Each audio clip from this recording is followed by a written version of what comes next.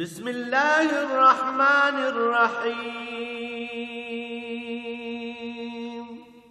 الرحمن علم القرآن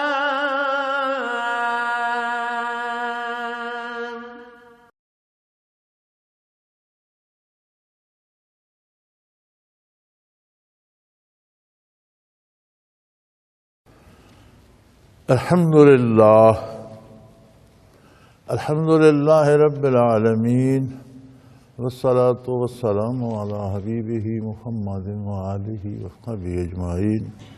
أعوذ بالله من الشيطان الرجيم. بسم الله الرحمن الرحيم. يا أيها النبي لم تحرم ما أحل الله لك تبتغي مرضات أزواجك والله غفور رحيم. اللهم سبحانك لا علم لنا إلا ما علمتنا إنك أنت العليم الحكيم. مولاي صل وسلم دائما أبدا على حبيبك خير الخلق كلهم. سورہ تحریم شروع ہوتی ہے.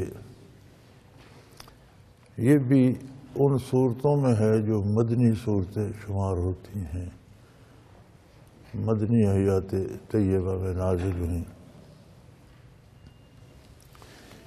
بڑا مارکے کا مسئلہ اس میں ارشاد ہوا ہے کہ اے میرے نبی، جو چیزیں اللہ نے آپ پر حلال فرمائی ہیں آپ ان چیزوں سے خود کو کیوں روکتے ہیں؟ بعض ازواج مطہرات کی خوشنودی کے لیے، حالانکہ اللہ کریم بخشنے والے رحم کرنے والے ہیں. حضور اکرم صلی اللہ علیہ وآلہ وسلم ازواج مطہرات کے ہاں باری باری تشریف لے جاتے تھے. ایک دن ایک زوجہ محترمہ، اگلا دن اگلی، اگلا دن اگلی. تو ازواج مطہرات میں سے ایک نے آپ کو شہد پلایا، پانی اور شہد ملا کر پیا جاتا، اب بھی پیا جاتا. حضور اکرم صلی اللہ علیہ وسلم کو بہت پسند تھا شہد پینا پانی میں ملا کر.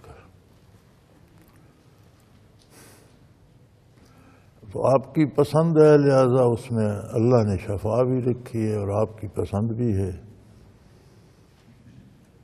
تو بے شمار چیزوں کا علاج ہے. اب بھی بہت سی ایسی بیماریاں ہیں جن میں پانی میں تھوڑا سا شہد ملا کر پیا جائے تو طبیعت سنبھل جاتی ہے، دل پر بوجھ ہو تو ٹھیک ہو جاتا ہے. جب وہ دوسری زوجہ محترمہ کے پاس گئے جو آپ کو زیادہ محبوب بھی تھیں، انہیں بھی حضور سے بے پناہ محبت تھی، تو انہوں نے عرض کی کہ آپ کے دہن مبارک سے مغافیر کی بو آتی ہے. مغافیر ایک قسم کی شہد کی ہی گوند سی ہوتی تھی، چھتا جو ہوتا ہے، تو اسے بھی ملا کر پیا جاتا تھا، لیکن اس میں ناگوار سی بو ہوتی ہے. تو حضور اکرم صلی اللہ علیہ وسلم کو ناگوار بو سے نفرت تھی.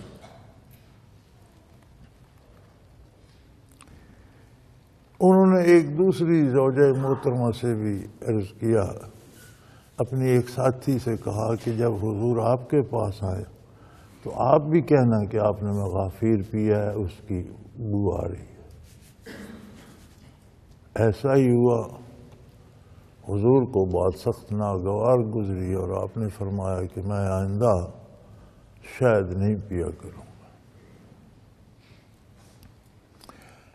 اب آپ کی ذات والا صفات امام الانبیاء اور نبی تھی، واجب الاتباع تھی. اگر حضور واقعی شاید منع کر دیتے، خود نہ پیتے، تو قیامت تک مسلمانوں کے لیے وہ منع ہو جاتا. یہ معمولی بات نہیں تھی۔ تو اللہ کریم نے فرمایا، یہاں مفسرین کرام نے ازواج مطہرات کے اسماء گرامی بھی لکھے ہیں۔ اسرار التنزیل میں نے بھی نقل کر دیے، لیکن حق یہ ہے کہ جب اللہ کریم نے ازواج مطہرات میں سے کسی کا نام نہیں لیا، ہمیں کوئی حق حاصل نہیں کہ ہم نام لیں۔ یہ ازواج مطہرات کی عظمت کی وجہ سے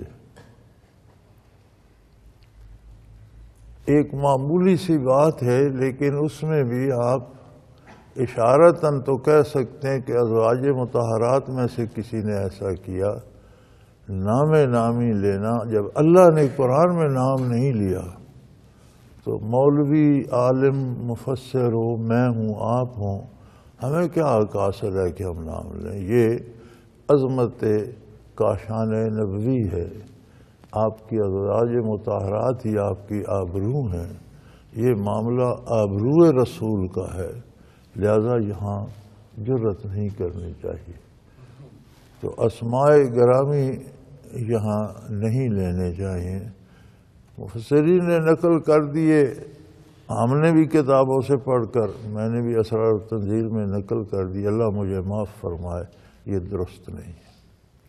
اور ان سب مفسرین کو اللہ معاف فرمائے جنہوں نے اسماء گرامی دی ہے۔ تو فرمایا جو چیزیں اللہ نے آپ پر حلال فرمائی ہیں، آپ خود کو اس سے کیوں روکتے ہیں؟ حرام کا معنی ہوتا ہے منع کر دینا، روک دینا۔ ہمارے ہاں تو حرام ایک اور معنی میں لیا جاتا ہے، جو چیز شرعاً اللہ نے منع کر دی ہے۔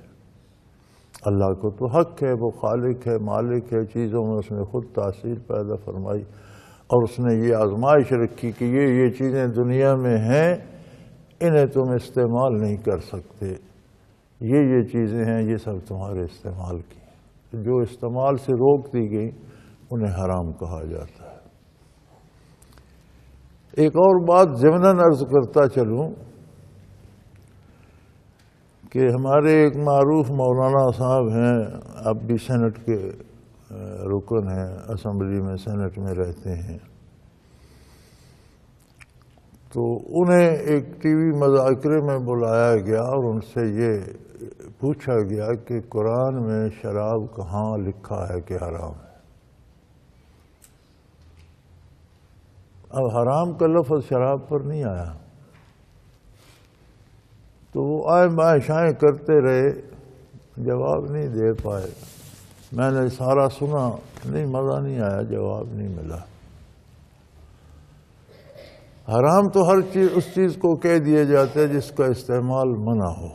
ہم حج کے لیے حاضر ہوئے مکہ مکرمہ، وہ زمانہ تھا کم سواریاں ملتی تھیں، مکہ سے مدینہ منورہ، مکہ مکرمہ سے مدینہ منورہ وہ راستہ جاتا تھا جسے طریق سلطانی کہتے ہیں، جس راستے پر نبی کریم صلی اللہ علیہ وسلم نے ساڑھیں پر سفر فرمایا، عمرے کیے، فتح مکہ کے لیے تشریف لے گئے، حج کے لیے، حجۃ الوداع کے لیے تشریف، وہ معروف پرانا راستہ، اسی پر سڑک بنی ہوئی تھی، وہ بدر سے ہو کر گزرتا تھا۔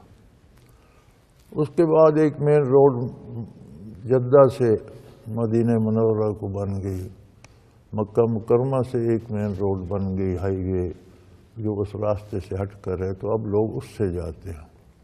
اس وقت کنوینس بھی کم ہوتی تھی۔ ہم مکہ مکرمہ سے نکلے، راستے میں مغرب ہو گئی، تو گاڑی روکی، اترے ایک جگہ، حضرت رحمۃ اللہ تعالیٰ علیہ بھی ساتھ تھے۔ تو مجھے شاید وضو کرنا تھا یا پانی پینا تھا، تو ایک نل لگا ہوا تھا، اس کے پاس ایک دیہاتی عرب بیٹھا تھا، چھوٹا سا گاؤں تھا، سڑک اس کے پاس سے گزرتی تھی۔ تو میں نے اس نل کی ٹوٹی کھولی، پانی لینا چاہا، تو وہ جو بوڑھا عرب بیٹھا تھا اس نے کہا ھذا حرام، یہاں سے پانی لینا منع ہے۔ اب میں تو حرام ان معنوں میں سمجھ رہا تھا جن میں ہم سب سمجھتے ہیں۔ میں نے کہا مویا معاف الحرام، پانی کو کس نے حرام کیا؟ پانی تو حلال چیزوں میں سے، میں نے تو لے لیا، لیکن حرام کا مفہوم مجھے بھی پتہ نہیں تھا اس وقت، میں بھی یہی سمجھتا تھا، لیکن حرام کا یعنی یہ پانی جس کا نل ہے اس نے منع کر دیا، اس کی اجازت وغیرہ آپ نہیں لے سکتے۔ شراب کے بارے اللہ نے اس سے سخت لفظ ارشاد فرمایا، فَاجْتَنِبُوهُ، اس سے اجتناب کو، اس کے دور سے گزرو، اس کے قریب بھی مت جاؤ۔ اجتناب کا معنی کیا ہے؟ تو علماء فرماتے ہیں اجتناب سے مراد یہ ہے کہ اس کے وسائل بھی حرام، نہ صرف شراب حرام ہے، وسائل بھی حرام ہے۔ انگور بڑا مزیدار پھل ہے، ہر کوئی کھاتا ہے، صحت افزا بھی ہے، لیکن اگر اس غرض سے انگور بیجا جائے کہ اس سے شراب بنائیں گے تو وہ بیجنا حرام ہے، یعنی وسائل بھی اس کے منع کر دیے گئے۔ کوئی مزدوری پر، اجرت پر کام کرتا ہے شراب بنانے پر، وہ اجرت حرام ہے۔ کوئی شراب گاڑی میں لاد کر کرائے پر لے جاتا ہے، وہ کرایہ حرام ہے۔ تو اس کے متعلقات جتنے ہیں، اس کے اسباب وہ بھی حرام ہو گئے۔ اجتناب کا معنی یہ ہے۔ ہمارے ایک دانشور لاہور کے پچھلے دنوں جو فوت ہو گئے، بڑے معروف تھے، ان کے والد کا بڑا نام تھا، اس کی وجہ سے بھی خود بھی وہ ہائی کورٹ کے چیف جسٹس بھی رہے، بہت نامور وکیل بھی تھے، تو انہیں عادت تھی شراب پینے کی، تو وہ کہا کرتے تھے کہ اجتناب کا مطلب پرہیز ہے، اور پرہیز کبھی نہیں بھی ہو سکتی، پی لیا تو بد پرہیز ہی ہے، کون سا گناہ ہے۔ اس کے وسائل بھی حرام ہیں۔ تو اللہ کریم نے فرمایا کہ اے میرے حبیب، آپ اپنی بیویوں کی رضامندی کے لیے، انہیں خوش کرنے کے لیے، ان کی رضا جوئی کے لیے ایسی چیز کو اپنی ذات پر کیوں منع فرماتے ہیں جو اللہ نے جائز قرار دی ہے اور حلال قرار دی ہے؟ تو حضور نے چونکہ قسم کھا لی تھی کہ میں آئندہ شاید نہیں پیوں گا، تو فرمایا اللہ کریم معاف کرنے والے اور رحم کرنے والے، یعنی یہ قسم آپ توڑ دیجئے، اللہ کریم معاف کرنے والے اور رحم کرنے والے۔ چونکہ حضور واجب الاتباع تھے، اگر حضور شاید حرام فرما لیتے تو قیامت تک امت پر حرام ہو جاتا، تو کتنی بڑی بات تھی۔ چنانچہ فرمایا قد فرض اللہ لکم تحلۃ ایمانکم، اگر قسم ایسی چیز پر کھا لی جائے جو مناسب نہیں ہے تو وہ توڑ دینی چاہیے، اس لیے کہ اللہ نے قسم سے نکلنے کا راستہ بھی آپ لوگوں کو بتا دیا ہے، مقرر فرما دیا، فرض اللہ مقرر کر دیا ہے کہ اگر قسم غلطی سے یا کسی غلط بات پہ کھا بیٹھو تو وہ توڑ دینی چاہیے، اور اس کے بدلے غلام آزاد کرو یا 10 بندوں کو کھانا کھلاؤ، یہ کفارہ ہے قسم کا۔ تو حضور اکرم صلی اللہ علیہ وآلہ وسلم نے یہ غلام آزاد فرما کر قسم توڑ دی۔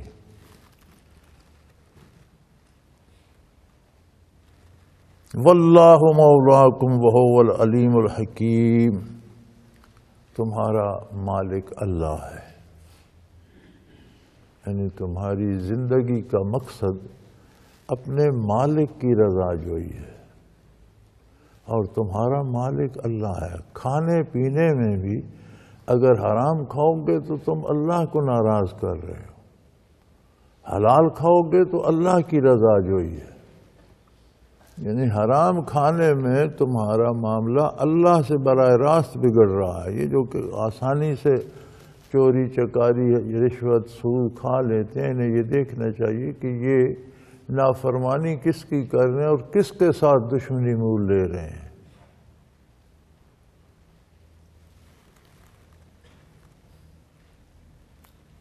تو تمہارا مالک، تمہارا مولا اللہ ہے، لہذا اپنے اس رشتے کو مد نظر رکھو۔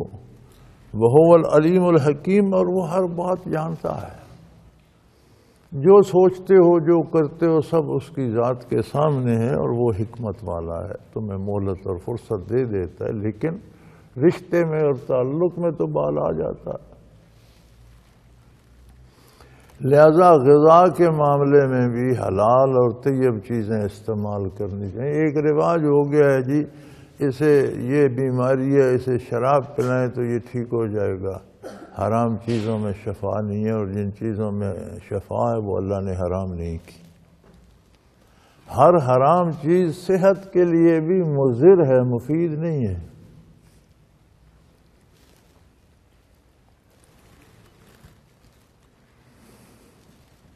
آگے اللہ کریم نے وہ واقعہ بیان فرما دیا۔ اصل واقعہ کی بنیاد یہ تھی کہ بیویوں کی خامدوں سے بے تکلفی ہوتی ہے، اور ہر بیوی یہ چاہتی ہے کہ خامد میری ہر بات مانا کرے۔ اس کی کوشش ہوتی ہے کہ ایسا طریقہ اختیار کروں، ایسا رویہ اختیار کروں، پیار سے مانے، ضد کرنے سے مانے، اصرار کرنے سے مانے، لیکن میاں میری بات مانا کرے۔ تو فرمایا ازواج مطہرات میں سے ایک زوجہ محترمہ نے دوسری حضور کی زوجہ محترمہ سے بھی وہ بات بتا دی، ان سے بھی اس میں شراکت کر لی۔ انہیں بتایا کہ جب آپ کے پاس بھی حضور تشریف لائیں تو آپ بھی کہنا کہ حضور کے دہن مبارک سے مغافیر کی بو آتی ہے۔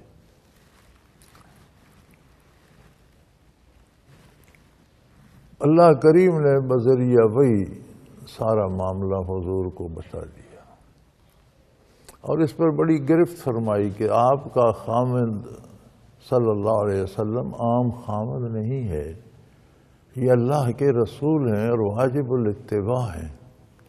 جو بھی یہ کریں گے قیامت تک کے سارے مسلمانوں کے لیے وہی راہ عمل ہوگی، اور یہ صرف خامد نہیں ہے، یہ اللہ کے رسول ہیں، لہذا یہ تم ان سے بات نہیں منوا سکتی، تمہیں ان کی بات ماننی ہو۔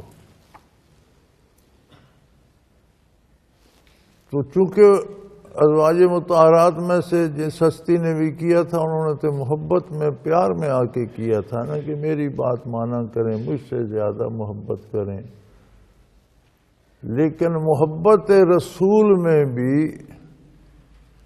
رضائے رسول کے خلاف کام کرنا حرام ہے۔ عشق و محبت میں بھی کوئی ایسا کام نہ کیا جائے جو حضور کو پسند نہیں ہے۔ جب یہ تنبیہ ازواج مطہرات سے ہو رہی ہے تو آج کل ہم نے جو جشن میلاد بنا رکھے ہیں ان کا کیا عالم ہوگا؟ جو رویے ہم نے اپنا رکھے ہیں کہ خوشی میں، محبت میں، کہ بھائی محبت میں تو اور اطاعت کی ضرورت ہے، وہاں نافرمانی کی تو نہیں۔ تو نافرمانی اگر آپ محبت کہہ کر بھی کریں گے تو وہ قابل گرفت ہوگی اور اللہ کی گرفت میں آ جائیں گے۔ تو فرمایا واقعہ یہ ہوا کہ نبی علیہ الصلوۃ والسلام نے جب ایک زوجہ محترمہ سے اس بات کی شراکت کی کہ آپ نے ایسا کہا ہے تو میں نے شاید اپنے اوپر منع کر لیا ہے، میں استعمال ساری زندگی نہیں کروں گا، تو انہوں نے دوسری زوجہ محترمہ کو بتا دی کہ آپ بھی یہی بات کیجیے گا تاکہ اس بات میں پختگی آ جائے۔ انہوں نے بھی یہی بات کر دی۔ حضور نے اللہ کریم کی طرف سے ساری خبر پا لی، بذریعہ وحی آگاہ کر دیا گیا۔ فلما نبأت به وأظهره اللہ علیہ، جب انہوں نے اس بات کی تو بذریعہ وحی حضور کو خبر کر دی گئی۔ عرف بعضہ وأعرض عن بعض، تو حضور اکرم صلی اللہ علیہ وسلم نے انہیں زوجہ محترمہ کو کچھ تو بات بتائی کہ تم نے ایسا کہ ساری تفصیل نہیں بتائی، یعنی کچھ سے درگزر فرمایا، کچھ موٹی موٹی بات بتا دی کہ آپ نے ایسا کیا ہے۔ فلما نبأها به قالت من نبأك هذا، تو وہ بڑی حیران ہوئی کہ یا رسول اللہ آپ کو کس نے یہ بتا دیا؟ یہ تو میری اور اس کی سرگوشیوں میں بات ہوئی تھی، کانوں کان کسی کو خبر نہیں تھی، تو آپ سے کس نے کہہ دی؟ آپ نے فرمایا قال نبأنی العلیم الخبیر، مجھے اس اللہ نے بتائی ہے جسے ہر بات کا علم ہے، ہر بات سے باخبر ہے۔ بات پیار پیار کی تھی، میاں بیوی کی تھی، اور زیادہ محبت پانے کے لیے تھی۔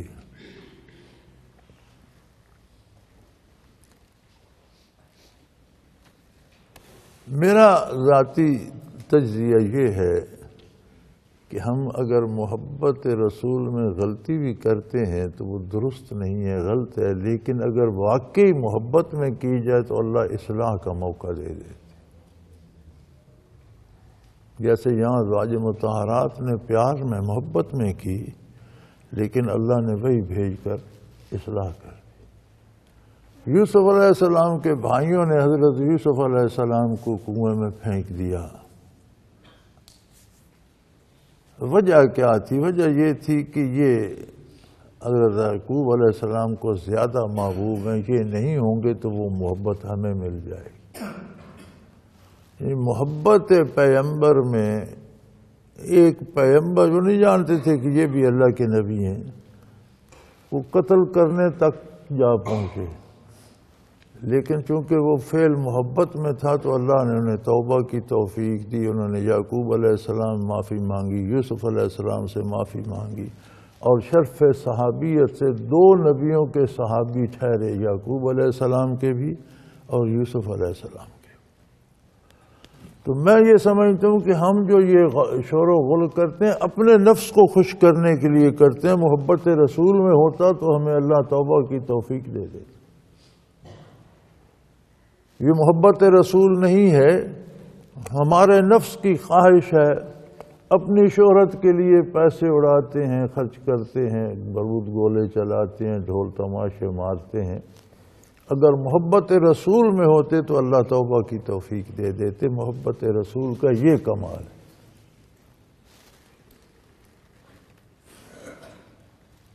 چنانچہ پھر تنبیہ اس پہ فرمائی گئی، انہیں ارشاد ہوا ان تتوبا الی اللہ فقد صغت قلوبکما، آپ کو اللہ سے بخشش طلب کرنی چاہیے اور رجوع کرنا، توبہ کرنی چاہیے۔ توبہ ہوتی ہے کہ کسی کا حق لے لیا ہے تو اس کا حق اسے واپس کر کے اللہ سے معافی مانگی جائے اور آئندہ ایسا نہ کرنے کا عہد کیا جائے۔ چنانچہ ارشاد ہوا کہ نبی کریم صلی اللہ علیہ وسلم سے بھی معافی مانگیں اور اللہ کریم سے بھی معافی مانگیں اور عہد کریں کہ آئندہ ہم منوانے کی نہیں، حضور کی بات ماننے کی کوشش کریں گے۔ اس لیے کہ حضور کی پسند کے خلاف بات کرنا دلوں کے رخ موڑ دیتا ہے۔ قد صغت قلوبکما، تمہارے قلوب جو تھے ان کا رخ بدل رہا تھا، تب آپ لوگوں نے اپنی بات منوانی چاہیے۔ فرمایا نہیں، یہ صرف آپ کے خاوند نہیں، یہ اللہ کے رسول بھی ہیں، یہ آپ کی نہیں مانیں گے، آپ ان کی آپ ازواج مطہرات ہیں لیکن آپ امتی بھی ہیں، آپ کو ان کی اطاعت اور اتباع کرنا ہوگا۔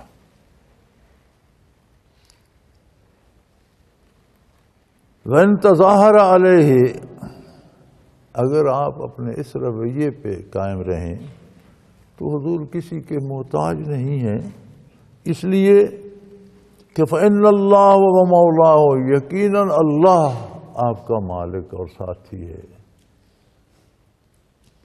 کسی بندے کو راضی کر کے آپ نے کوئی قوت حاصل نہیں کرنی، آپ کی قوت کا مصدر اللہ کی ذات ہے اور اللہ کی رضا ہے۔ وجبریل، اور جبریل امین آپ کے خادم ہیں۔ جس ہستی کے خادم جبرائیل امین جیسے ہوں اسے کسی دوسرے کی حمایت کی کیا ضرورت ہے۔ وصالح المومنین، اور سارے نیک مومن حضور کے خادم، معاون اور مددگار ہیں۔ بھائی مومن حضور کی مدد کیسے کر رہے ہیں؟ ہم تو ہر وقت اللہ کے رسول کی مدد کے محتاج ہیں۔ فرمایا جو بھی حضور کے ارشاد پہ عمل کر کے اسے زندگی کا لاہ عمل بنا لیتا ہے، گویا اس نے نفاذ اسلام میں حضور کی مدد کی، کیونکہ حضور مبعوث تو نفاذ اسلام کے لیے ہوئے تھے۔ تو گویا وہ کام کر کے اپنے آپ پر اسلام نافذ کر کے اس نے حضور کی مدد کی، آپ کی ذات سے تعاون کیا، یہ کتنا بڑا شرف ہے۔ ہمارے ہاں شور ہوتا ہے ملک پر اسلام نافذ کرو، وہ ملک پر کرو ضروری ہے، لیکن یہ 4.5 ہاتھ کا ملک جو آپ کے پاس ہے، اس پر اسلام آپ نے نافذ کر لیا، اس پر کرو تو پھر مطالبہ کرو۔ والملائکۃ بعد ذالک ظہیر، اور تمام فرشتے اللہ کے آپ کے اطاعت گزار اور آپ کے معاون ہیں، یعنی دین پھیلانے میں حضور کے ساتھ سب خادم ہیں۔ تو اللہ کی بے شمار فرشتے اس ہستی کے خادم اور معاون ہیں، بے شمار سارے نیک لوگ آپ کے خادم اور معاون ہیں، جبرائیل امین آپ کے خادم اور معاون ہیں۔ اللہ آپ کا مالک اور مددگار ہے، تو اسے کسی کی مدد کی کیا ضرورت؟ یہ نہ سمجھا جائے کہ میری بات مانے۔ ہم تو دعا بھی کرتے ہیں نا اللہ سے، تو اسے سمجھتے ہیں اب یہ میرا حکم ہے، جیسا میں نے کہا ایسا ہو جائے۔ ہم دعا کو باادب گزارش نہیں سمجھتے، ورنہ ہمیں یہ شکوہ نہ ہوتا کہ میری دعا کیوں قبول نہیں ہوتی۔ ہم سب کو یہ شکوہ ہوتا ہے جی میری دعا نہیں تھی، دعا ہے یار، حکم تو نہیں ہے، آپ نے حکم دیا ہے تو مانا جائے۔ آپ اللہ کو حکم دے سکتے ہیں، اپنی حیثیت تو دیکھیں۔ دعا تو ایک اللہ سے بات کرنے کا انداز ہے، اور اللہ کریم کو بڑا پسند ہے۔ تو حضور فرماتے ہیں جوتی کا تسمہ ٹوٹ جائے تو بھی دعا کرو، اے اللہ مجھے نیا تسمہ دے۔ کوشش کرو حاصل کرنے کی، ساتھ دعا بھی، یعنی چھوٹے سے چھوٹا بھی کام اس کے لیے دو، لیکن دعا کو دعا اور گزارش سمجھو۔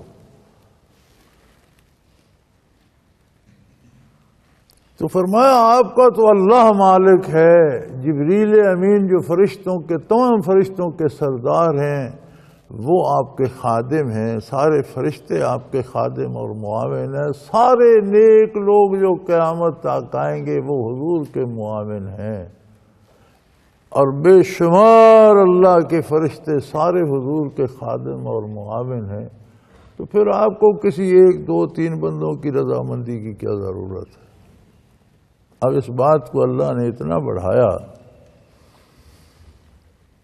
کہ عسیٰ ربہ ان طلقکن ان یبدلہ ازواجا خیرا منکن، ہو سکتا ہے اگر آپ اس رویے سے توبہ نہ کریں اور یہ چاہیں کہ میاں میری بات مانیں، تو اللہ کریم کے حکم سے آپ کو طلاق دے دیں گے، حضور اکرم ازواج مطہرات کو فارغ کر دیں گے، اور اللہ قادر ہے کہ وہ حضور کو بہترین بیویاں دے دے، بہت اچھی بیویاں، مسلمات جو فرما بردار ہوں، تسلیم کرنے منوانے والی نہیں ہوں گی، ماننے والی ہوں گی، مومنات صاحب ایمان ہوں گی، کامل الایمان ہوں گی، قانتات اطاعت گزار ہوں گی، حضور کی ہر ادا کی، ہر فرمان کی اطاعت کریں گی، تائبات توبہ کرنے والیاں ہوں گی، دیکھ لیں ایماندار ہوں گی، اسلام میں فرما بردار ہوں گی، اطاعت کرنے والی ہوں گی، توبہ کرنے والی ہوں گی، یعنی نیک بندہ بھی ہر وقت توبہ کرتا رہتا ہے، توبہ ایک پسندیدہ عمل ہے۔ بعض اوقات نیکیوں کو بھی توبہ کی ضرورت پڑتی ہے کہ ہماری نیکیاں بھی اس قابل نہیں ہے کہ انہیں بارگاہ الوہیت میں پیش کیا جائے۔ اگر نیکی کی اللہ توفیق دے تو اس پہ ناز فخر نہیں کرنا چاہیے، اکڑنا نہیں چاہیے، پھر توبہ کرنی چاہیے کہ اللہ میں نے کی تو ہے، اب تیری بارگاہ کے قابل ہے یا نہیں، جیسی کیسی ہے قبول فرما لے۔ عابدات عبادت گزار ہوں گی، صائحات روزے رکھنے والیاں ہوں گی، سیبات وابکارا ان میں کنواریاں بھی ہوں گی اور ان میں ایسی بھی ہوں گی جو بیوہ یا مطلقہ ہو چکی ہیں۔ صاحب تفسیر مظہری فرماتے ہیں کہ اس کے بعد حضور نے ازواج مطہرات کو طلاق تو نہیں دی اور اس کے بعد کوئی نیا نکاح نہیں فرمایا، وہی ازواج مطہرات کاشان نبوی پہ رہیں، بلکہ ایک زوجہ محترمہ کے بارے حضور نے خیال فرمایا بھی کہ میں نے طلاق دے دوں تو فوراً وہی الہی آئی کہ آپ طلاق نہیں دے سکتے، یہ تو آپ کے ساتھ جنت میں بھی رہے گی، یہ جنت میں بھی آپ کی زوجہ محترمہ ہے، تو آپ طلاق کیسے دے سکتے؟ یعنی یہ عظمت ہے ازواج مطہرات کی، تو حضور نے پھر طلاق نہیں دی۔ تو صاحب تفسیر مظہری فرماتے ہیں کہ کاشان نبوی پہ رہیں، تو اس کا مطلب ہے کہ یہ ساری صفات ان میں موجود تھی۔ یہ جتنی صفات قرآن نے گنوائی ہیں یہ ازواج مطہرات اور امہات المومنین کی ہیں۔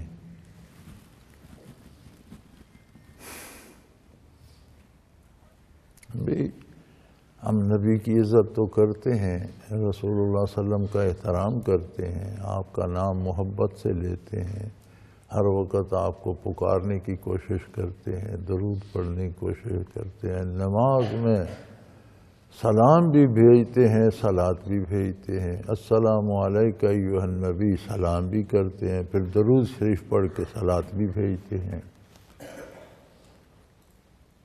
فرمایا کرتے رہو،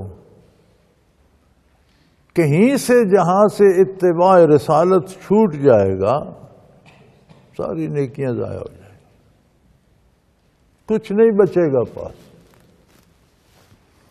فرمایا نا گزر چکا ہمارے اسباق میں، لا ترفعوا اصواتکم فوق صوت النبی، بارگاہ رسالت میں اونچی آواز میں بات نہ کرو، ورنہ ان تحبط اعمالکم، یہ ہجرت، یہ جہاد، یہ بدر، یہ احد کی شرکت، یہ جانثاری، یہ سب ثواب ضائع ہو جائیں گے اگر حضور کی آواز سے تمہاری آواز بلند ہو۔ یہاں بھی وہی کلیہ ہے، فرمایا یا ایھا الذین آمنوا قوا انفسکم واہلیکم نارا، اپنے آپ کو، اپنے اہل و عیال کو دوزخ سے بچاؤ۔ کوئی ایسی بات، کوئی ایسا کام نہ کرو جو حضور کو ناپسند ہو، آپ کی ذات گرامی پہ، نسب عالی پہ ناگوار گزرے، ورنہ جہنم کے ایندھن بن جاؤ گے۔ تمہاری اولاد بھی تم سے سیکھے گی، وہی کام کرے گی، کیوں اپنے سارے خاندان کو لے کر جہنم میں جاتے ہو؟ قوا انفسکم واہلیکم نارا، اپنے آپ کو، اپنے خاندان کو دوزخ سے بچاؤ۔ یہ عظمت ہے اس بارگاہ عالی کی جہاں دم نہیں مارا جا سکتا۔ وہ ایسی بارگاہ ہے کہ محبوب ترین ہستی ہے کائنات میں، اللہ کی مخلوق میں واحد ایسی ہستی ہے جس سے ساری اللہ کی مخلوق جو اللہ کی اطاعت گزار ہے محبت کرتی ہے۔ تمام نبی محبت کرتے ہیں، تمام رسول محبت کرتے ہیں، تمام فرشتے محبت کرتے ہیں، جبرائیل امین محبت کرتے ہیں، اللہ کریم محبت کرتے ہیں، اور اللہ کا ہر نیک بندہ محبت کرتا ہے۔ لیکن محبت بھی وہاں آداب کی پابند ہے۔ محبت اور عشق بے باک جذبہ ہوتا ہے، بارگاہ رسالت میں بے باکی نہیں چلتی، پابند ہیں آداب کے۔ اگر بے باک ہوں گے تو دوزخ میں جائیں گے، لہذا اپنے آپ کو، اپنے خاندان کو دوزخ کی آگ سے بچاؤ، کیونکہ دوزخ ایسا ہے علیہا ملائکۃ غلاظ شداد لا یعصون اللہ ما امرہم وَيَفْعَلُونَ مَا يُؤْمَرُونَ۔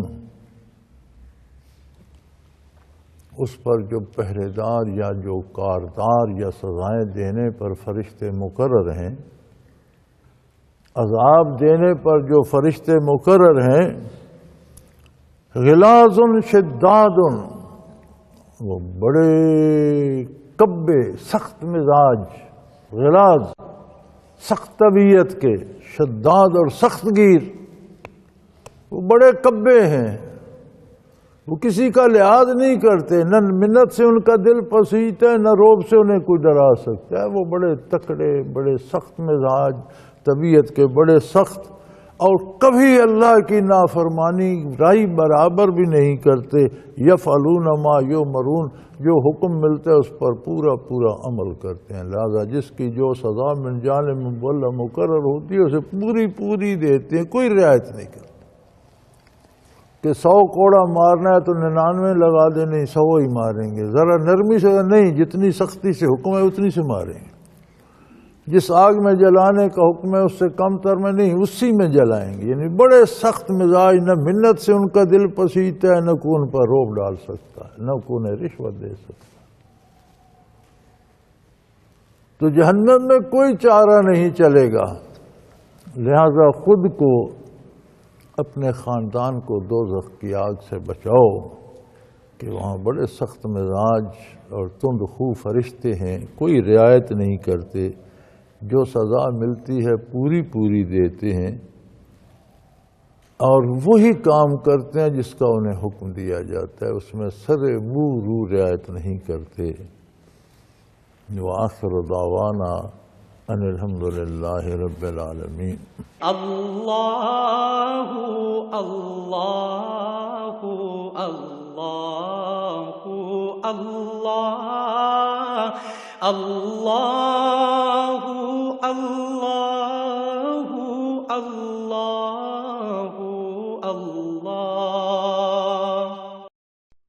حضرت امیر محمد اکرم آوان مد ذلہ العالی دارالعرفان منارہ ضلع چکوال میں سالہ سال سے قرآن و حدیث کے اوپر خطابات کر رہے ہیں اور سلسلہ نقشبندیہ اویسیہ کے مطابق لوگوں کو ذکر الہی کی تربیت دے رہے ہیں۔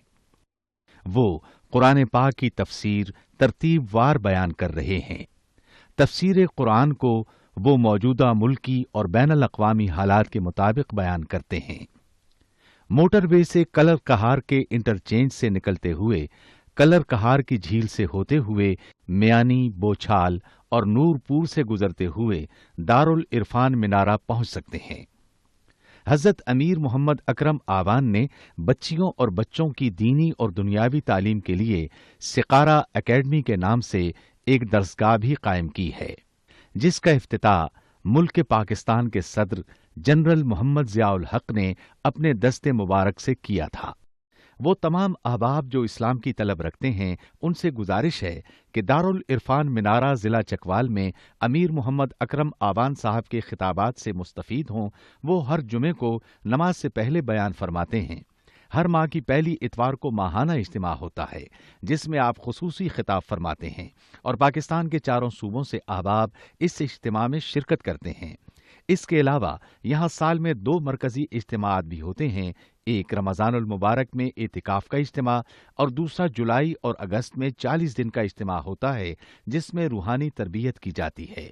اپنا خون سیماب دے کر اتنا ہم کر جائیں گے، نام آقا کا چمن میں پھر رقم کر جائیں گے۔